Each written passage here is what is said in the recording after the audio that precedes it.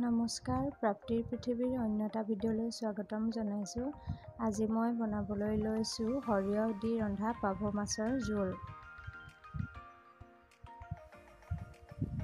প্ৰথমে মই পাভ মাছকেইটা নিমখ আৰু হালধি দি ভালকৈ সানি লৈছোঁ আৰু এতিয়া গৰম তেলত আধা ভজা কৰি ভাজি লওঁ। মাছকেইটা ভাজোঁতে কিন্তু সাৱধান হ'ব, বৰ কোমল আৰু পটককৈ ভাগি যোৱাৰ চান্স থাকে। এইফালে মাছ ভজা হয় মানে মই সৰিয়হখিনি পিচি ল'ম। মই সৰিয়হখিনি আধা ঘণ্টামান অলপ পানীত তিয়াই থৈছিলোঁ আৰু অকণমান পানী দি মিক্সিত পিচি ল'ম। সৰিয়হখিনি মই পানী অকণমান দি চাকি লৈছোঁ, কিয়নো সৰিয়হৰ বাকলিখিনি দিলে তিতা হ'ব বুলি ভয় লাগে, সেয়েহে মই চাকি দিছোঁ। কিন্তু এই চাকি পিনে যিখিনি গোটা থাকি গ'ল তাৰ এচামুচমান কিন্তু দি দিম, তেতিয়া জোলখন অকণমান ডাঠ হ'ব। মই এচামুচে দিম, বেছি নিদিওঁ, নহ'লে তিতা হ'ব বুলি ভয় লাগে। আৰু ভালকৈ মিলাই দিম।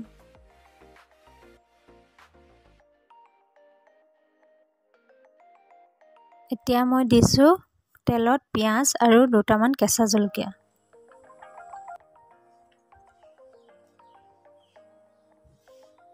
এতিয়া পিঁয়াজ ভজা হ'লত দিছোঁ আদা অকণমান। এই মাছৰ জোলত মই নহৰু নিদিওঁ।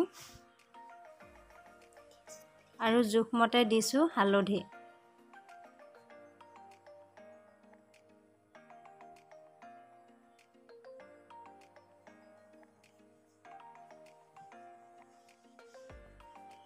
এতিয়া পিঁয়াজ, হালধি আৰু আদা ভজা হৈ গ'ল। এতিয়াই দি দিম মই সৰিয়হখিনি পিচি লোৱা আৰু পানীখিনি।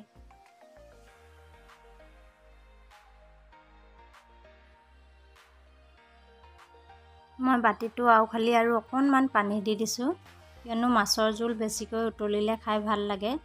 এয়া মোৰ উতল আহিলেই এতিয়াই দি দিম মাছকেইটা।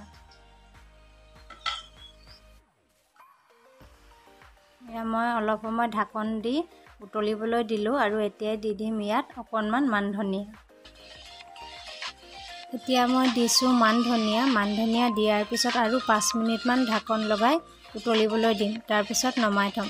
মই প্ৰথম উতলোতেই নিমখ দিছিলোঁ, কিন্তু সেইটো ৰেকৰ্ড কৰা নহ'ল। এয়া আমাৰ ৰেডি হৈ গ'ল পাভ মাছ আৰু সৰিয়হৰ জোল। দেখিছেনে জোলখিনি কিমান ধুনীয়া হৈছে। ভিডিঅ'টো চাই যদি ভাল পালে প্লিজ লাইক কৰিব, শ্বেয়াৰ কৰিব আৰু ছাবস্ক্ৰাইব কৰিব। ভিডিঅ'টো শেষলৈকে চোৱাৰ বাবে বহুত বহুত ধন্যবাদ।